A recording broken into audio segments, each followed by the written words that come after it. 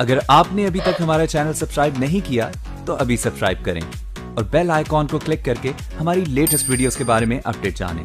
उत्तर प्रदेश में 2022 विधानसभा चुनाव से पहले समीकरणों को साधने का दौर चल रहा है। सियासी पार्टियां अपने अपने तरीके से मतदाताओं को अपने पाले में करने की कोशिश कर रही हैं। कोई कोरोना मुद्दे को भुना रहा है तो कोई गठबंधन के लिए साथियों को तलाश रहा है, कोई अन्य पार्टियों के नेताओं से मुलाकात कर रहा है तो कोई अन्य पार्टियों के नेताओं को अपनी पार्टी में शामिल कर रहा है। उत्तर प्रदेश में नई पार्टी बनी है राजा भैया की, और राजा भैया की पार्टी भी अब 2022 विधानसभा चुनाव में उत्तर प्रदेश के सियासी मैदान में ताल ठोकेगी।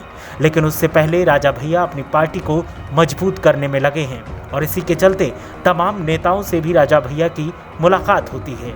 अब एक ऐसी मुलाकात राजा भैया ने की है जो सियासी सुर्खियों का सबब बन गई है, और राजा भैया ने जिससे मुलाकात की है वो कोई और नहीं बल्कि सत्ताधारी पार्टी के एक कैबिनेट मंत्री हैं जिनका नाम मोती सिंह है, जिनसे राजा भैया ने मुलाकात की है।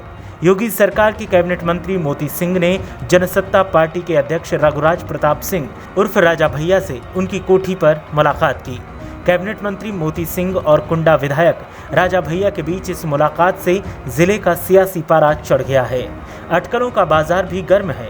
दोनों नेताओं के बीच आधे घंटे तक मुलाकात हुई। इस दौरान बेती कोठी के बाहर समर्थकों की भारी भीड़ नजर आई। इतना ही नहीं, ये मोती सिंह की राजा भैया के साथ पहली मुलाकात थी, जिसको लेकर तमाम अटकलों का बाजार गर्म है। कोई मोती सिंह को राजा भैया के साथ आने की बात कर रहा है तो कोई बीजेपी के साथ राजा भैया के जाने की बात कर रहा है।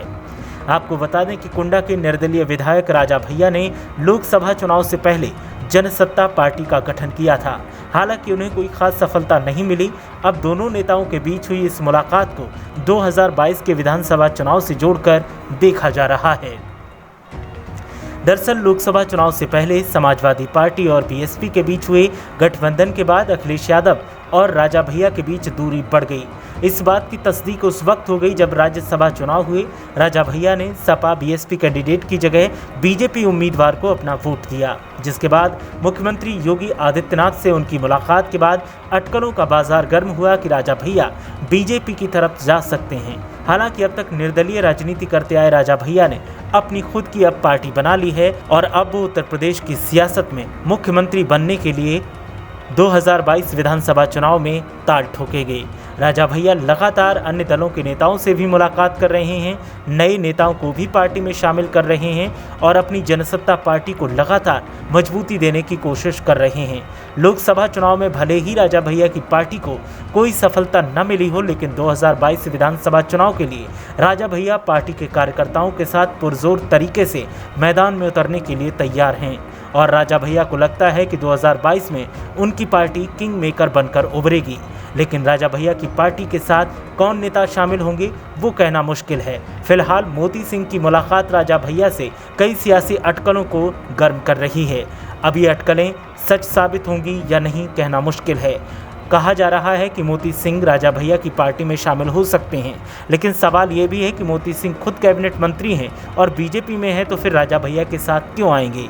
ऐसे में दूसरा पहलू कहता है कि राजा भैया 2022 में विधानसभा चुनाव के लिए बीजेपी के साथ आ सकते हैं और बीजेपी के साथ गठबंधन कर चुनाव लड़ सकते हैं। मोती सिंह ने इसीलिए उनसे मुलाकात की। सच्चाई क्या है कुछ दिनों में खुलकर सामने आ जाएगी। फिलहाल सियासी सुर्खियों में राजा भैया एक बार फिर सरताज बनते दिखाई दे रहे हैं और राजा भैया की चर्चा जोरों पर है।